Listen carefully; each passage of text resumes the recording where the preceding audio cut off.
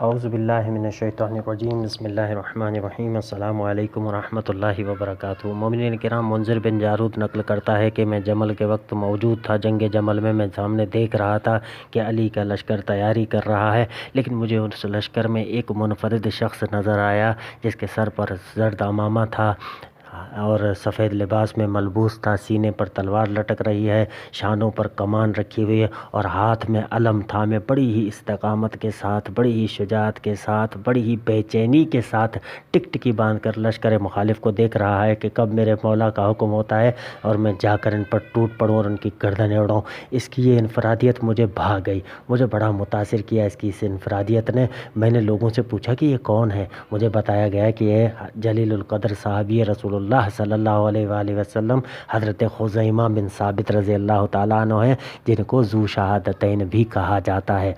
ذو شہادتین کا مطلب ہوتا ہے دو گواہیوں والا۔ ان کو یہ لقب رسول اللہ صلی اللہ علیہ وآلہ وسلم نے دیا تھا۔ اس کا بھی ایک قصہ ہے جو اختصار کے ساتھ میں آپ کی خدمت میں پیش کروں گا۔ حضرت امام جعفر صادق علیہ السلام سے نقل ہوتا ہے کہ انہوں نے فرمایا کہ حضرت رسول اللہ صلی اللہ علیہ وآلہ وسلم نے ایک اعرابی کے ساتھ اونٹ یا اونٹنی کا معاملہ کیا، اونٹ خریدا اس سے اور رقم طے ہوئی۔ معاملہ یہ طے پایا کہ حضرت رسول اللہ صلی اللہ علیہ وآلہ وسلم کچھ دن بعد اس اعرابی کو اس رقم کی ادائیگی کریں گے، لیکن اس دوران کچھ منافقین کو پتہ چلا جو کہ حضرت رسول اللہ صلی اللہ علیہ وآلہ وسلم کی توہین کی کوئی بھی موقع اپنے ہاتھ سے جانے نہیں دیتے تھے۔ وہ آئے، انہوں نے آ کر اس اعرابی کے کان بھرے کہ اعرابی تم تو بڑے بے وقوف انسان ہو۔ کہنے لگا کیوں؟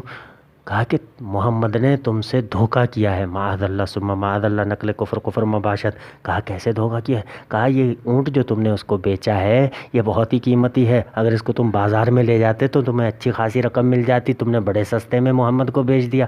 کہنے لگا اچھا اب میں کیا کروں، جا کے محمد سے اونٹ واپس لے لوں، معاملہ ختم کر دوں؟ کہنے لگے نہیں، شرارتی تھے نا، مقصد شرارت تھا۔ کہا کہ نہیں ایسا مت کرو، جب محمد تمہیں پیمنٹ کرنے آئے تو تم اس سے کہنا کہ ہمارا معاملہ اتنی رقم پر طے ہوا تھا، تم زیادہ رقم بتانا اور اس سے زیادہ رقم کی تقاضا کرنا۔ کہنے لگا اچھا۔ حضرت رسول اللہ صلی اللہ علیہ وآلہ وسلم جب پیمنٹ کرنے آئے، جب رقم کی ادائیگی کرنے آئے تو اس بدبخت نے کہا کہ یا رسول اللہ ہمارا معاملہ جو ہوا تھا اتنی رقم پر طے ہوا تھا، زیادہ رقم کا ہی، جیسا کہ منافقین نے اس کو پٹی پڑھائی تھی۔ کہا رسول اللہ صلی اللہ علیہ وآلہ وسلم نے فرمایا کہ اے اعرابی تمہیں کوئی غلط فہمی ہوئی ہے، ہمارا معاملہ اتنی رقم پر طے ہوا تھا۔ کہنے لگے نہیں محمد اگر تم سچے ہو تو کوئی گواہ لاؤ۔ حضرت خزیمہ بن ثابت رضی اللہ تعالیٰ عنہ کا وہاں سے گزر ہو رہا تھا، تو حضرت خزیمہ نے ماجرا پوچھا، یا رسول اللہ کیا ماجرا ہے؟ رسول اللہ صلی اللہ علیہ وآلہ وسلم نے پورا ماجرا بیان کر دیا کہ اب یہ گواہ مانگ رہا ہے۔ حضرت خزیمہ نے اپنے سینے پر ہاتھ رکھ کر کہا کہ میں گواہی دیتا ہوں کہ محمد سچے ہیں، محمد سچ کہہ رہے ہیں، اے اعرابی تم غلط بیانی کر رہے ہو، تم جھوٹے ہو۔ حضرت رسول اللہ صلی اللہ علیہ وآلہ وسلم کو یہ سن کر بڑا تعجب ہوا اور انہوں نے حضرت خزیمہ کی طرف نگاہ کر کے کہا کہ اے خزیمہ تم تو معاملے کے وقت موجود ہی نہیں تھے، اتنے اعتماد کے ساتھ کس طرح سے گواہی دے سکتے ہو؟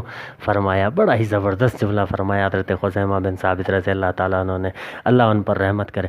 فرمایا یا رسول اللہ آپ نے کہا غیب کی خبریں دی ہم نے مان لیا، آپ نے کہا اللہ ایک ہے ہم نے مان لیا، آپ نے کہا آپ پر وحی نازل ہوتی ہے ہم نے مان لیا، آپ نے کہا تمہارے اجداد کا دین جھوٹا تھا ہم نے مان لیا، آپ نے کہا جہاد کرو ہم نے تلواریں چلائیں، آپ نے کہا روزہ رکھو ہم نے بھوک و پیاس برداشت کی۔ تو اتنی اہمیت والی باتیں جب آپ کے کہنے پر ہم نے مان لی تو یہ کیسے مان لیں کہ محمد ایک اونٹ کے معاملے پر آ کر جھوٹ بول سکتا ہے؟ معاذ اللہ۔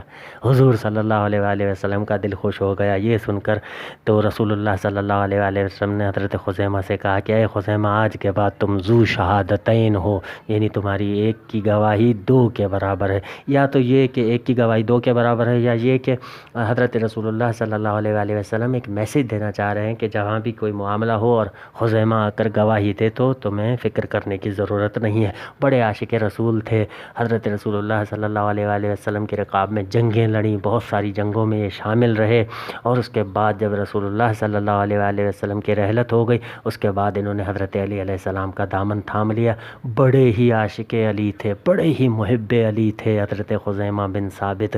جب خلیفہ کا انتخاب ہونے لگا، جیسے کہ میں نے پچھلی وائس میں آپ کی خدمت میں عرض کیا کہ 12 افراد نے مخالفت کی کہ جناب علی یہ راستہ درست نہیں ہے، ہم علی کو ہی خلیفہ مانتے ہیں۔ ان 12 افراد میں سے ایک حضرت خزیمہ بن ثابت رضی اللہ تعالیٰ عنہ تھے۔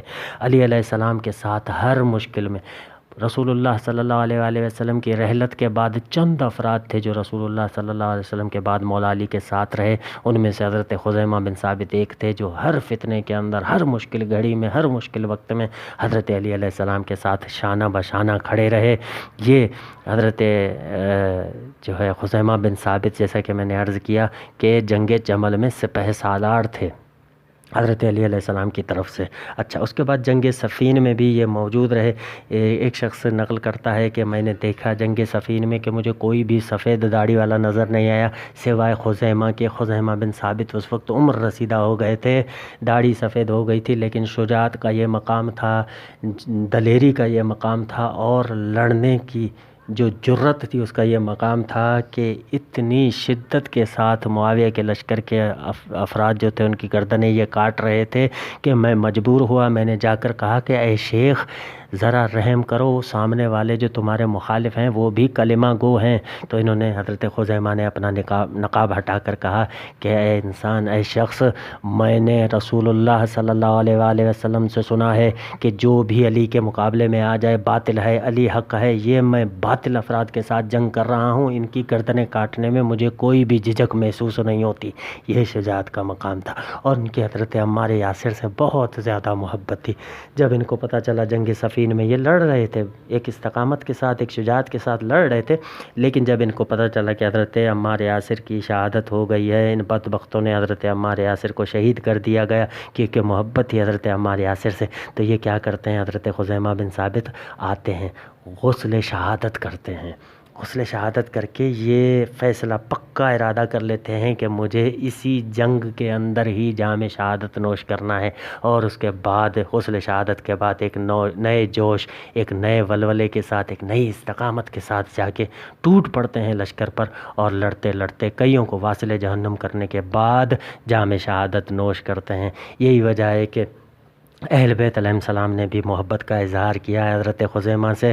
امام رضا علیہ السلام سے نقل ہے، شیخ صدوق کی کتاب عیون کے اندر یہ روایت میری نظر سے گزری کہ حضرت امام رضا علیہ السلام نے فرمایا کہ خزیمہ کی محبت جزو دین ہے. بہت بڑی بات ہے، امام معصوم فرما رہے ہیں کہ خزیمہ کی محبت جزو دین ہے، دین کا جزو ہے. تو یہ فضیلت تھی. اور یہ نہ صرف یہ کہ حضرت علی علیہ السلام نے بھی ان کو بہت زیادہ مان و مرتبہ دیا. یہ 3 صحابہ تھے، 3 صحابہ رسول اللہ صلی اللہ علیہ وآلہ وسلم جن کو حضرت مولا کائنات نے اپنے خطبے میں مشکل گھڑی میں یاد کیا ہے اور فرمایا این اخوانی، کہاں ہیں میرے بھائی، این عمار، این ابن تیہان، اور آخر میں فرمایا این ذو شہادتین، کہاں ہے 2 گواہیوں والا، کہاں ہے خزیمہ بن ثابت. تو خداوند متعال سے دعا ہے کہ خدا ہمیں یہ توفیق دے کہ ہم ان بزرگان، ان اصحاب منتجبین کی سیرت اور ان کی زندگی کا مطالعہ کریں اور ان کی زندگی کو اپنے لیے عملی نمونہ بنائیں. وعلیکم السلام ورحمۃ اللہ وبرکاتہ.